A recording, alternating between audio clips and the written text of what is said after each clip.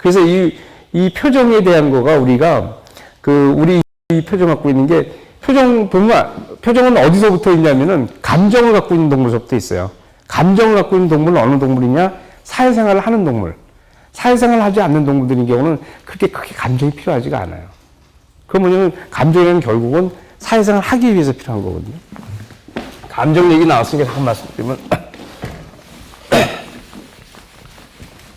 어저께인가 오늘인가 보니까 로봇 얘기 나오던데 로봇이 이제 일본에선가요? 한국 카이스트에선가 감정 표현하는 로봇을 이제 개발한다 그러는데 일본인가요? 예. 뭐든지 SF 영화 보면 이제 그러잖아요. 로봇인가 아닌가를 구분할 때 그 사람이 감정을 읽느냐 안 읽느냐 갖고 이제 구분하는 게 나오잖아요. 과거 그래서 이제 인간한테 이제 감정이라는데 여러분들 우리 감정에 대해서 혹시 생각해 본 적 있으세요? 감정이란 게 뭔가?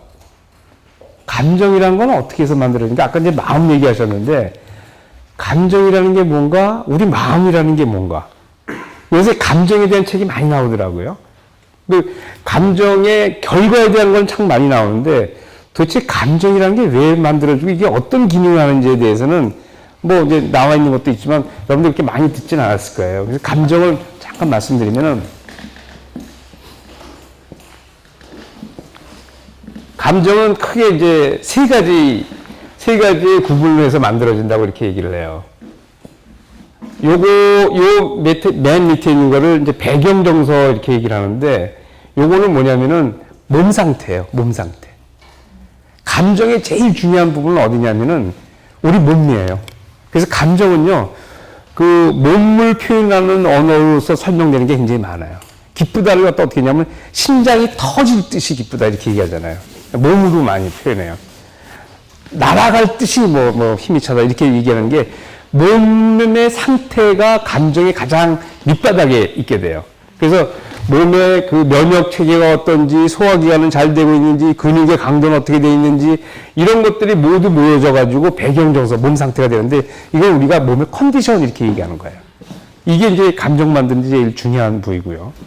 그 다음에 이제 그 다음 게 1차 정서라고 얘기를 하는데, 요거는 뭐냐면은, 나와 세상과의 관계를 얘기를 해요. 1차 정서는.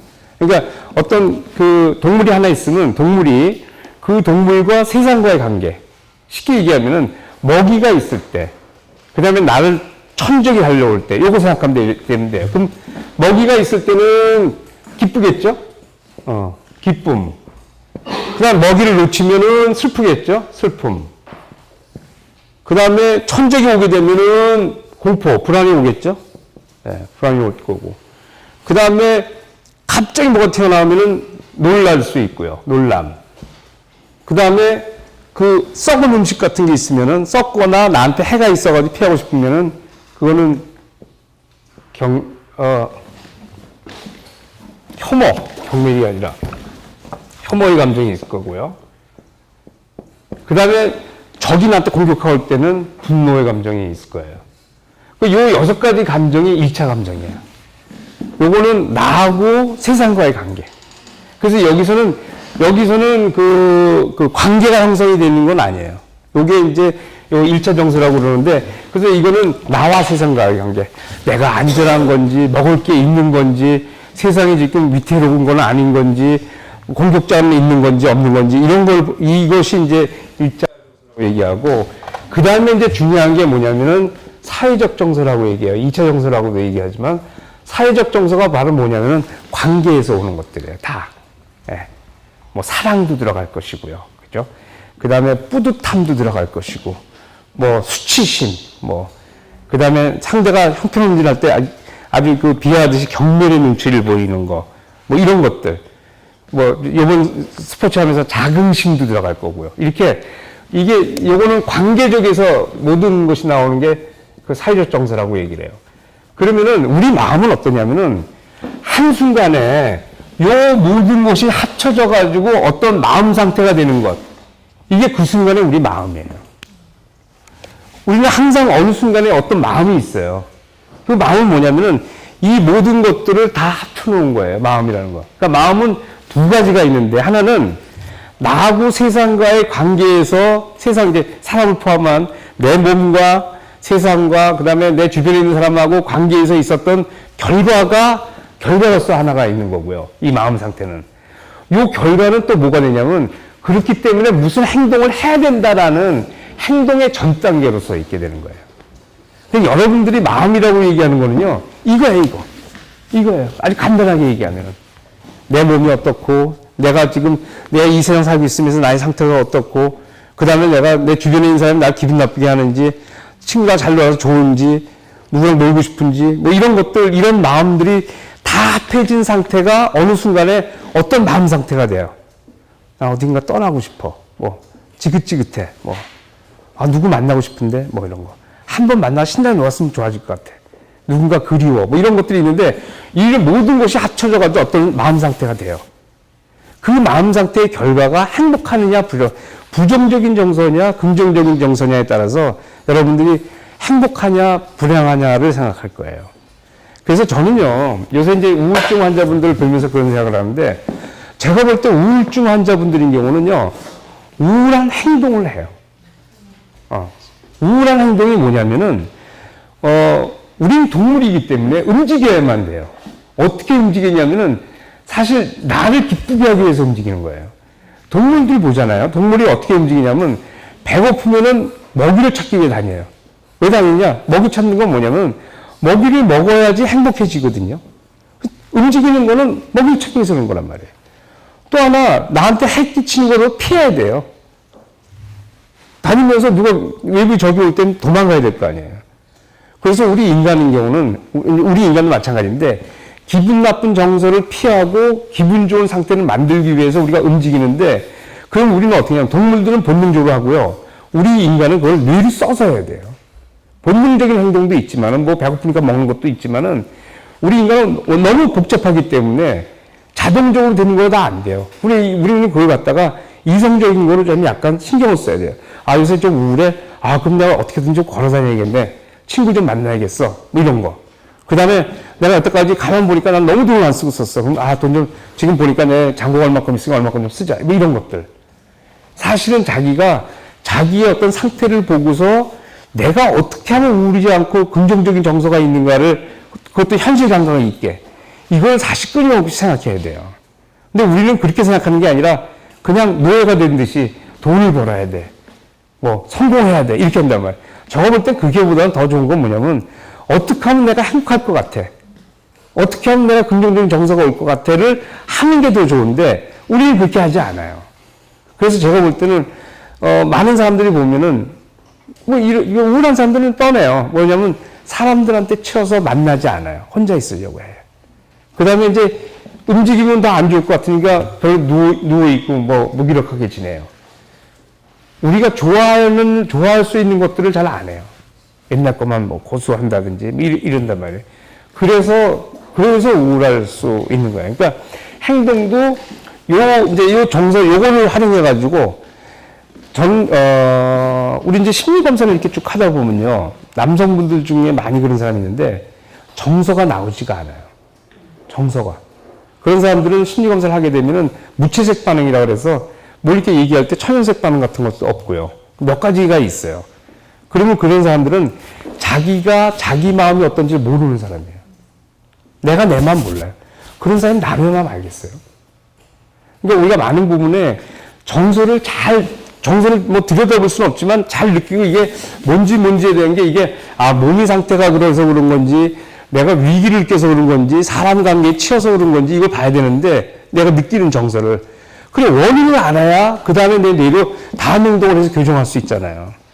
근데 우리는 사실 그거 생각 안 해요. 그냥 여러분들 많은 경우에 어떤 마음 상태가 와가지고 쓰린 마음이 있으면 그거를 갖다가 이게 왜 그런 거지를 잘 규정 안 할 거예요. 규정 안 하고 남자들 같은 경우는 에이, 술이나 한잔 먹어. 이거 여자들은 에이, 질러. 이런 거. 원인을 알고 그 원인을 알게 되면은 자기가 마음의 상태를 갖다 다스릴 수 있어요. 그리고 우리 인간, 좀 더 얘기했죠. 우리 인간들이 기쁨 느끼는 게 그렇게 복잡하고 많지 않아요. 몇 가지 경우 수에 있고, 그리고 우리들은요, 인간이 참 묘한 게, 저는 그래서 참 인간이 사랑하는 게, 결국, 나나 주변 사람이나 거의 비슷해요. 생각하는 게, 좋아하는 것도. 그렇잖아요. 누가 맛있다고 하는 음식 나도 맛있어요. 지금 저는 고백하자면은 이쪽에 내려올 때마다 전 냉면을 먹으러 가요. 오늘도 그것 때문에 늦을 뻔했어, 한부터 하면. 솔직히 고백하면. 그래서 저는요, 그게 행복해요. 잠깐만요. 아이고.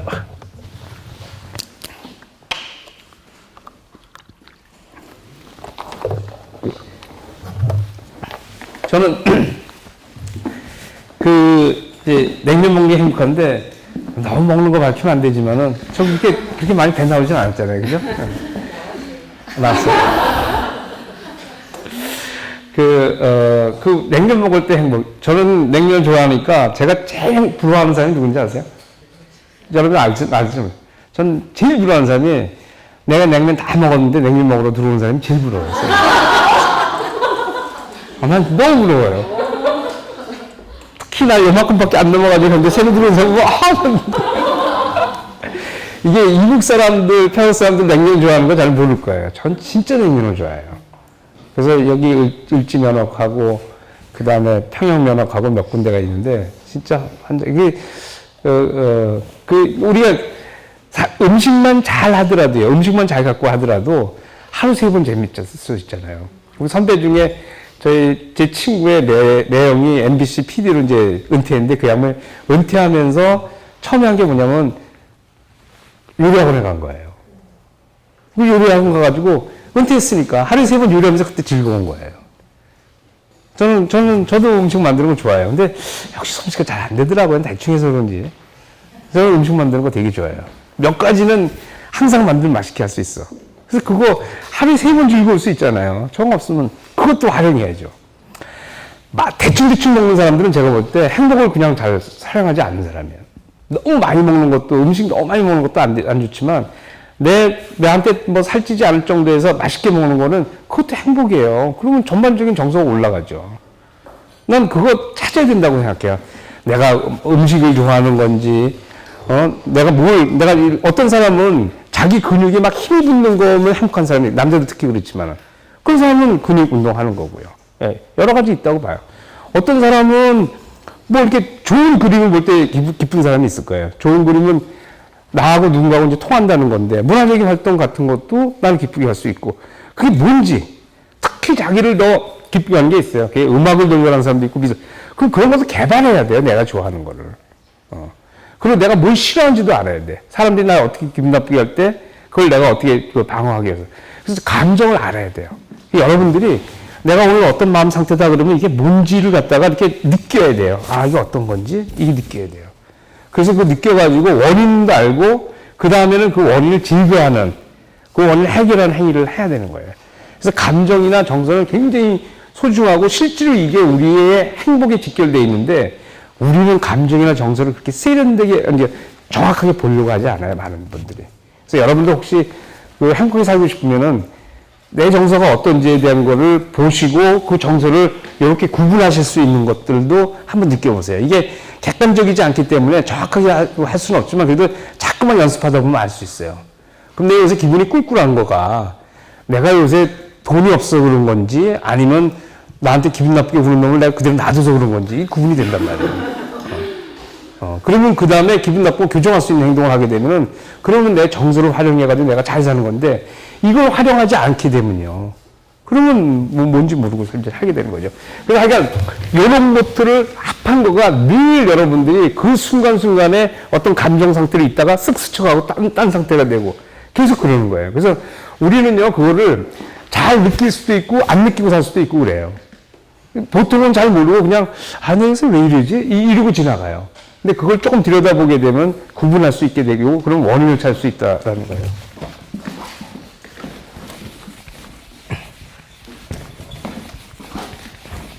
어쨌든 정서에서 제일 중요한 게 결국은 저는 그 사람과 사람 사이의 관계 속에서 만들어져요. 아까 이제 신체적인 거라든지 1차 정서는 사실 우리한테 하는 게 이렇게 많지 않아요. 우리의 대부분의 여러분들의 기분 상태를 정하는 대부분의 것인 경우는 결정적인 건 뭐 몸 상태에 들어가지만 대부분은 인간관계에서 온다고 보면 돼요. 인간관계에서. 우리는요, 인간관계에서, 우리 뇌는요, 인간관계를 하면서 상대하고의 내 관계를 여러분들은 그냥 안 생각한다고 하지만 본능의 뇌는 다 카운트해요. 누가 나한테 기분 나쁘게 한 거 다 카운트해요. 아, 나 그 정도는 난 괜찮아. 뭐 그거 갖고 치사하게 그래. 이렇게 얘기를 해, 이성은요. 본능의 나는 하나하나 다 카운트해요. 예. 치사하고 조그만 것도. 예. 치사하고 조금 다 카운트해가지고 그거 다 누적시켜요. 그러다가 어느 순간에 안 되면 팡 터지는 거예요. 예. 예. 이거 터지거든요. 근데 우리가 이거 이제 안 보고 있으면 안 되는 거죠. 하여튼 그래서 사람들하고 관계에서는 이런 건데, 우리는 이제 누구랑 같이 이제 대화를 해요. 얘기하면서 내가 뭘 던져. 아까 제가 이제 얘기했더니 제가 여러분들 눈치 본다고. 여러분들 마찬가지로 얘기하면서 내 얘기가 먹혀 들어갔나 안 먹혀 들어갔나 상대 얼굴을 딱 봐요. 그죠? 그리고 그 반응을 봐. 그 상대가 나한테 만약 호의적이면 괜찮은데, 난 그럴듯하게 얘기했는데 약간 기분 나쁘게 얘기하면 카운트해, 그것도. 네, 카운트하고 또 그 다음에 나한테 기분 나쁜 거 하는 거에, 아, 이게 의미가 뭐지? 내가 진짜 잘못했나? 그걸 봐요. 그게 실제로요, 우리가 누군가하고 이렇게 대화할 때 우리 뇌는 어마어마하게 작동을 해요. 실제로는요. 그래서 저는 이제 그 환자분들한테 많이 그렇게 얘기하는데, 어떻게든지 특히 이제 정신과 환자들인 경우는 그 대인관계에서 상처를 많이 받다 보니까 안 만나려고 그래요. 사람들을 안 만나잖아요. 그 안 만나가지고 사람들하고 관계를 일정 부분 없게 되면은 그 다음에는 우리가 볼 때는 표정이 없어지기 시작해요. 예, 우리가. 그러니까 사람들하고 막 하는 사람들은 표정이 자연스러워져요. 표정이 자연스러워지는데 그걸 이제 이걸 설명드려야 되겠구나. 이거는 예전에 나온 얘기긴 하지만 이거 잠깐 설명하기 위해서 여러분 거울신경세포라는 건 들어보셨죠? 거울신경세포라고 안 들어봤어요? 이제 한참 많이 나왔었는데 거울신경세포 잠깐 설명할게요. 거울신경세포는 우리 이렇게 뇌에 전두엽 영역이 있으면은 전두엽의 운동을 담당하는 영역인데 그 중에 몇몇 세포가 근간이 있어요. 이 세포들이 거울신경세포라는 것이 있는데 이거는 어떠냐면은 쉽게 얘기하면 상대를 복제하는 세포라고 보시면 돼요. 상대 행동. 맨 처음에는 그 원숭이 연구에서 알게 됐어요. 원숭이가 이태리 있는 대학에서 원숭이 연구를 하는데 요 전두엽이라는 데는 운동하는 데이기 때문에 손을 움직여야지만 이 부위에 있는 데가 이렇게 삐삐 소리가 나면서 발화를 하는데 이 손을 움직여야 되는데 한 원숭이가 손을 움직이지 않고 있어요, 이놈이.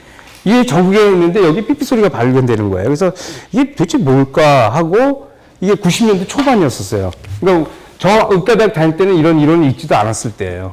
그러니까 90년대, 20년대, 92년, 93년대인데 그래서 몰랐어. 그러다가 90년대 중반 후반에 가지고 이 정체를 알게 됐는데 뭐냐면은 이놈이 딴 원숭이가 손을 움직이잖아요. 그걸 보고 있으면은 그 원숭이가 움직이는 손의 그 부위를 그대로 복제하고 있는 거예요. 원숭이가. 그래서 거울신경세포예요.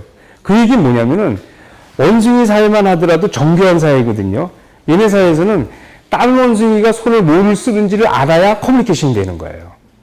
그래야 상대 의도를 알아가지고 자기네들끼리 뭘 할 수 있는 거거든요. 그러니까 아까 제가 우리 인간들이 얼굴에 나를 표현해준다 그랬잖아요. 이것도 커뮤니케이션 하기 위해서 그러는데 같이 있는 구성원이 뭘 하는지를 알아야 같이 협력해서 뭘 할 거 아니에요. 요번에 그 월드컵 축구를 하는데 여러 가지가 있을 거예요. 혼자서 드리블 잘하는 것도 물론 그 기술이 있지만 실제로 결정적인 건 뭐냐면요. 축구를 하는 11명이 그러니까 공격하거나 수비하거나 이런 사람들이 몸은 따로 있는데 마치 서로가 서로를 잘 아는 것 같처럼 소통하는 것 같처럼 되는 팀이 무조건 이기는 거예요. 이길 수가 없어요. 이걸 얼마큼 많이 연습하는 거거든요. 그러니까 나하고 우리 편하고 얼마큼 잘 소통을 해가지고 볼을 이쪽으로 찰 걸 내가 알아가지고 거기 가서 서 있는 거. 그러면 100%다 다 집어넣는 거예요. 이게, 잘 안 될 수밖에 없는 걸 연습하는 게 이제 축구인데, 이런 것이 바로 다른 뭐냐면은, 나 말고 내 구성원, 우리 편이 어떤 생각을 갖고 있느냐를 아는 게 굉장히 중요해요. 마음을, 순간순간 어떻게 아느냐. 바로 거울신경세포가 그런 역할을 하는 거예요. 그러니까 우리한테는 어떠냐면 제가 아까 그랬죠?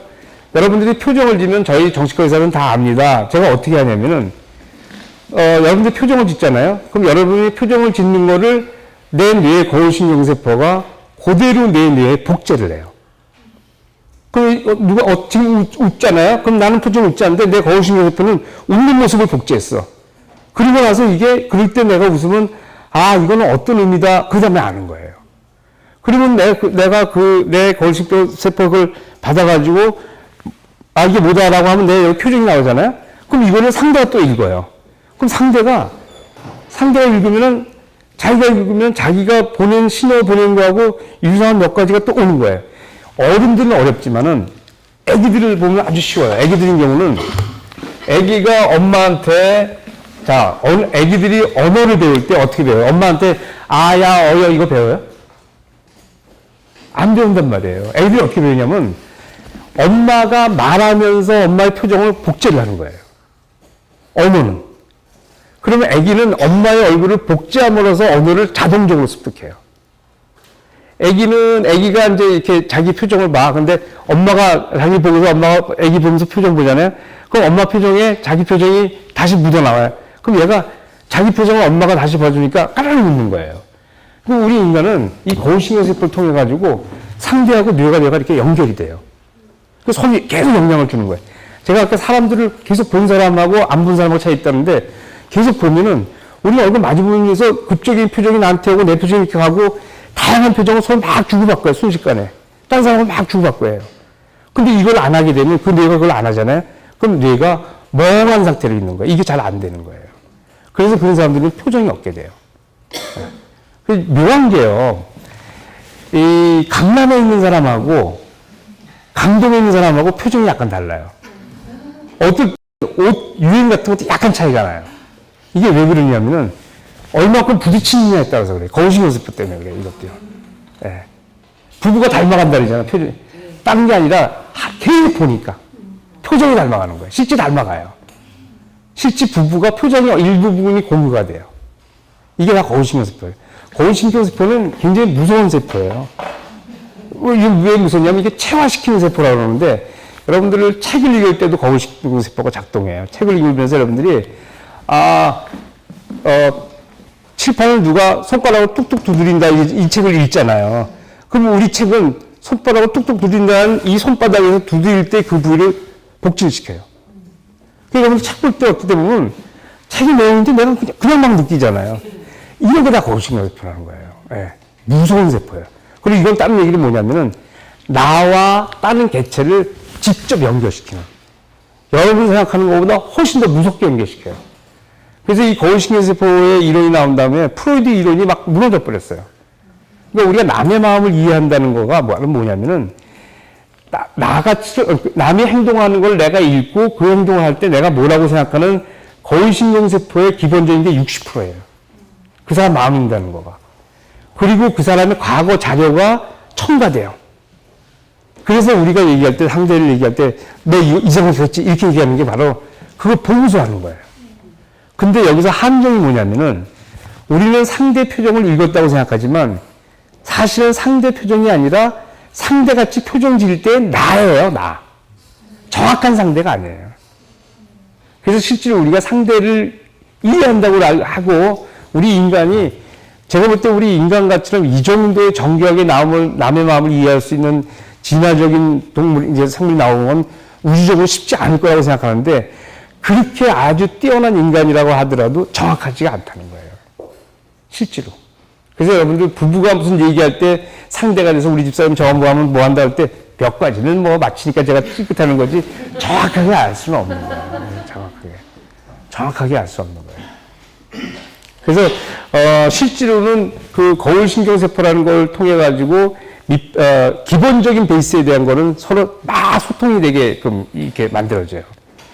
신이 어떻게 만들었냐면 제가 아까 이제 피부 접촉을 얘기했을 거예요. 피부 접촉을 얘기했는데 우리는 피부를 접촉해도 행복한 호르몬이 나오는데 상대하고 표정을 보면서 나랑 표정을 서로 공유하고 아까 얘기한 것처럼 그 표정이 나한테 오고 내 표정이 이리로 가잖아요. 그래도 피부 접촉한 거하고 비슷할 정도로 행복한 호르몬이 나와요. 남편하고 얼굴을 마주보면서 대화할 때하고 서로 안 볼 때하고 다르잖아요. 그죠? 대화할 때 여러분들 말을 주고받을 때도 마찬가지예요. 친구가 여자들 수다 막 할 때 주고받고 하잖아요. 이럴 때 주고받고 하는 게 실제로는 네와 내가 이렇게 막 피부 스킨십 하는 거 똑같이로 막 교환되는 거예요.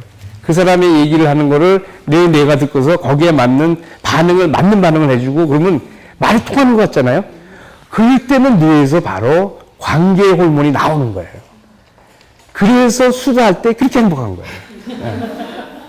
이게 다 뭐냐면은 피부 접촉, 대화할 때 얘기 이런 게 다 뭐냐면 우리가 다른 뇌하고 나 이외에 다른 뇌하고 소통이 잘 될 때는 소통이 정교하게 될 때는 행복한 호르몬이 나오게끔 신이 만들어 놓은 거예요. 자연이 만들었는지 모르죠. 왜 이렇게 만들어 놓느냐? 이게 바로 아까도 얘기했지만은 우리 인간이 개미들인 경우는 다 이미 결정적으로 돼 있어요. 어떻게 소통되는지. 근데 아까도 얘기했지만 우리 인간은 개체를 다 다르게 만들었다 그랬잖아요. 만약에 우리 인간을 개냐고 똑같이 모든 사람이 내가 똑같이 통할 수 있게끔 만들었다면 인류의 발전은 없을 거예요.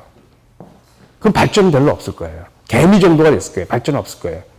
우리가 다 다른 뇌를 갖고 있기 때문에 그래서 우리는 계속 발전해요. 우리 인간은 계속 발전하는 게 바로 우리 다양성. 그래서 제가 이제 이 얘기를 막 돌려서 이렇게 한 건 뭐냐면은 나하고 다른 사람이 있다는 거가 우리한테는 굉장히 큰 축복이라는 거예요. 이거는 그 생물학적으로도 설명할 수가 있는데 동일한 유전자를 갖고 다 우리 편만 있다고 쳐요. 다 우리 편만 있으면은 어떻게 되냐면 종이 다양성이 없잖아요. 그럼 어떻게 되냐면은 질병이 왔을 때 다 죽어요. 전멸을 해요. 근데 이런 다양성인 게 굉장히 많이 있어. 자, 여기는 지금 한국이에요. 우리 한국에는 어떤 질병에 대한 게 없어. 근데 이쪽에 아프리카의 어떤 나라, 루안다고 쳐요. 루안다의 나라에서는 그거를 이길 수 있는 유전자가 있어요. 그러면 우리가 멸망하면은 여기가 살아남을 수 있어요. 그죠?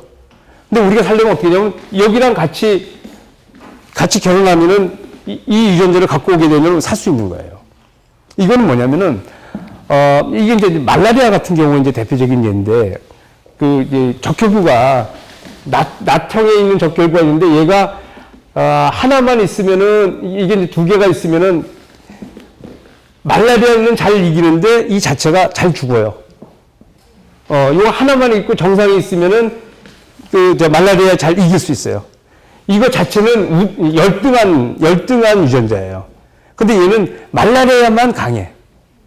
얘를 같은 유전자를 갖고 열등하지만 이 유전자를 갖고 있는 사람이 있어가지고 인류가 말라리아로부터 이길 수 있는 거예요. 그래서 이 얘기는 뭐냐면은 우리랑 다른 사람이 결국은 우리의 생명을 구할 수 있어요. 그래서 다양성이 중요한 거예요. 근데 우리는 어떻게 생각하냐?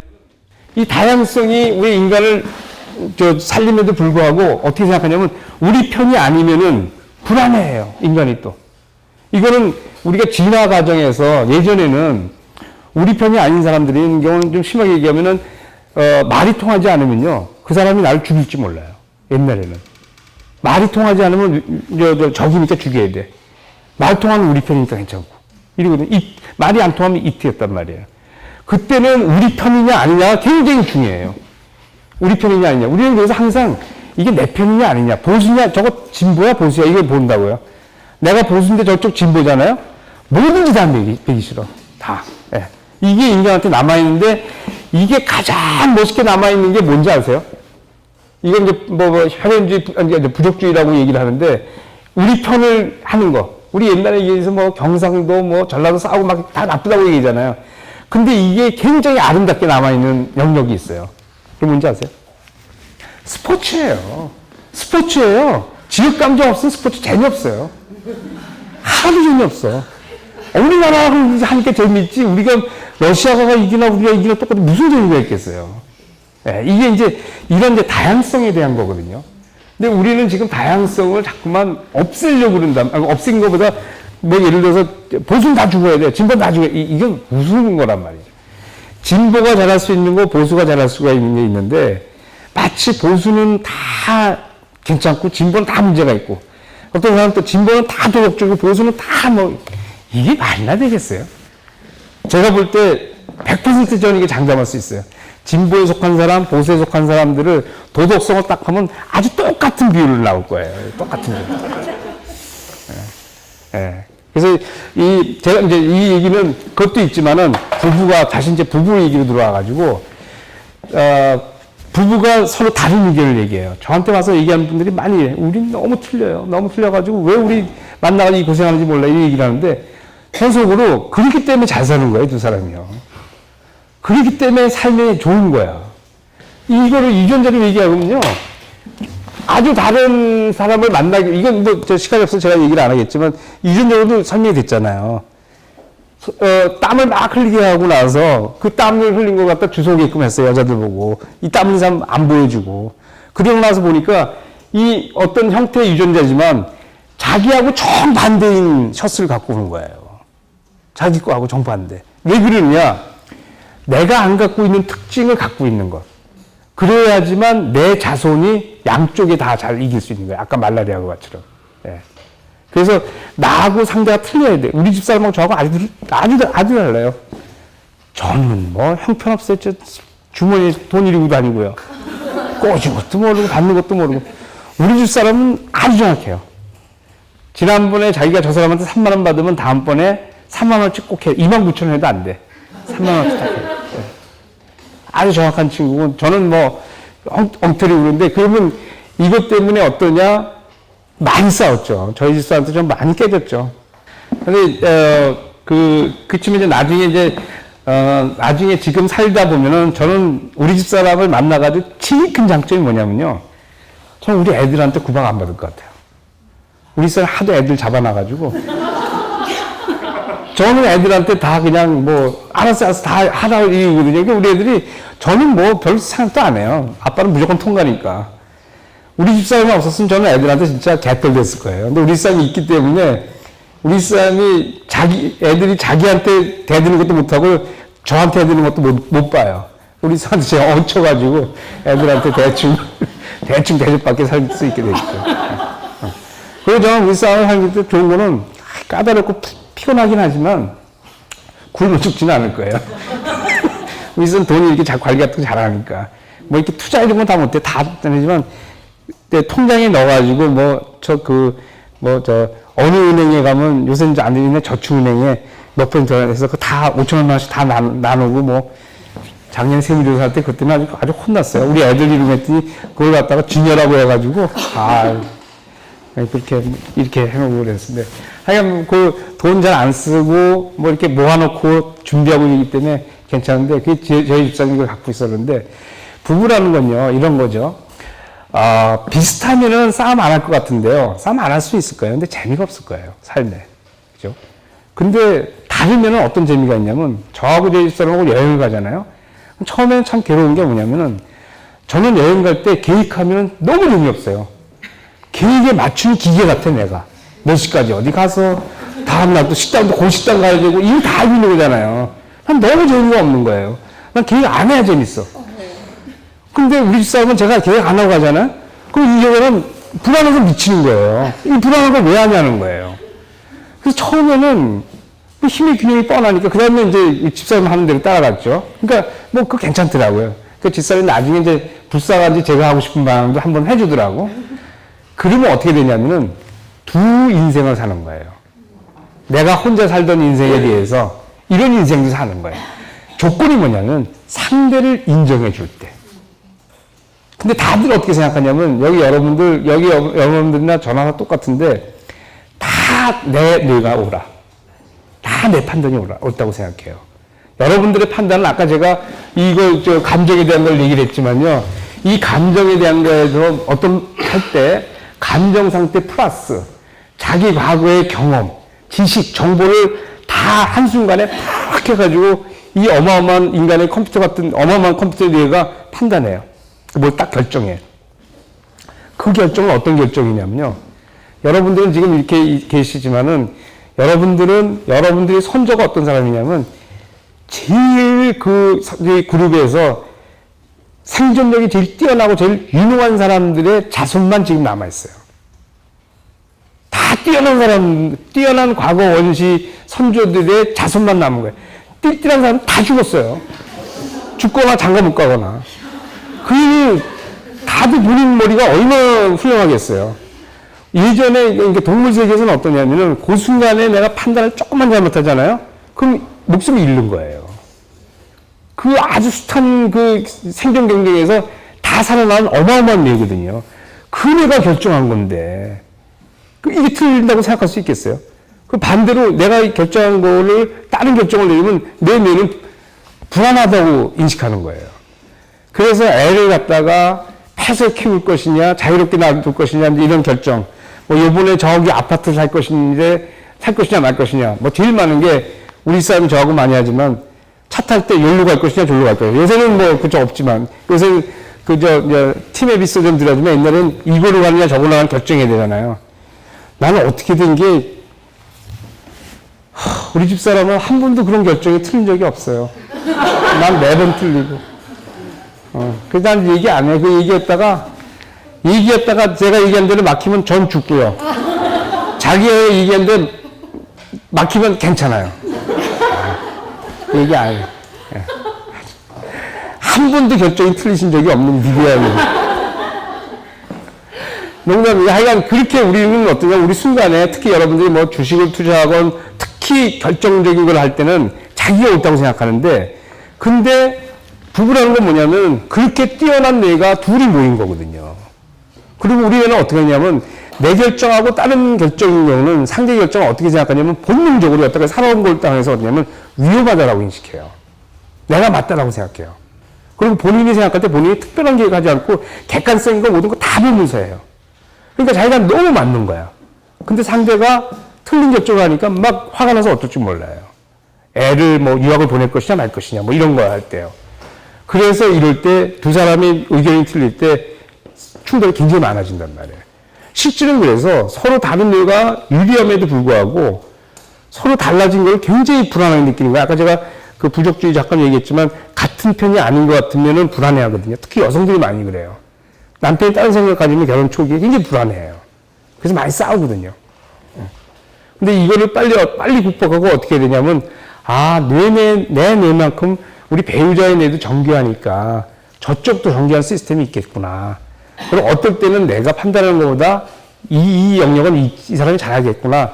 이거를 부부가 빨리 살면서 서로 얘기하고 소통하면서 만들어줘야 돼. 그게 분업화가 돼야 돼요. 근데 보통 많이 싸우는 게 뭐냐면 내가 옳다고 생각하다 보니까 자기가 옳다고 해가지고 하면 아무리 훌륭한 두 사람의 걸 갖고 있더라도 합의 안 되면 그 다음에 안 되는 거예요. 그래서 그거를 이제 부부 생활에서 이제 중요한 것이 서로 다른 결정을 내릴 때 상대의 것을 어떻게 판단할 것이냐. 많은 경우에는 우리 뇌는 아까도 얘기했지만 내 편이 아니다고 생각하면 저쪽을 잠깐 폄하시켜요.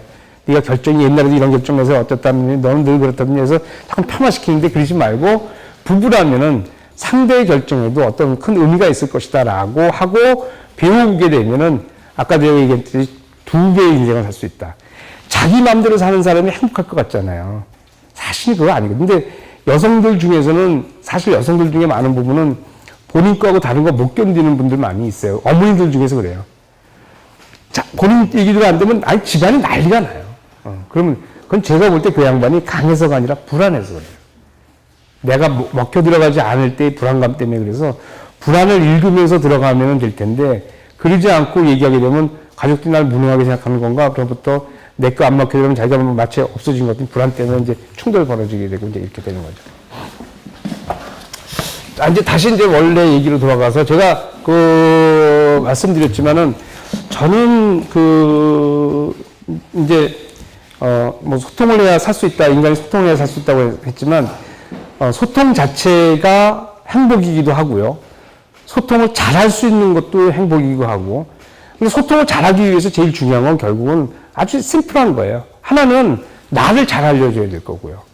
또 하나는 상대한테 물어봐야 될 거예요. 이게 사실 잘 안 되거든요. 부부 사이도 잘 안 되는데 이게 얼마큼 빨리 초기부터 해서 서로가 서로에 대해서 진정한 커뮤니케이션이 얼마큼 되느냐 중요한데 제가 볼 때 단언컨대 우리나라에 있는 우리에 있는 부부의 대부분은 거의 잘 안 되는 커뮤니케이션. 몇 가지 빼놓고 어떤 경우는 정말 진짜 중요한 부분에 대한 것이 엇갈린 채로 살아가요. 그러면서 안타까움 속에 살아가게 되거든요. 근데 사실 그렇잖아요. 내 거로 하는 게 뭐가 중요해요? 내 게 뭔데? 그렇잖아요. 예.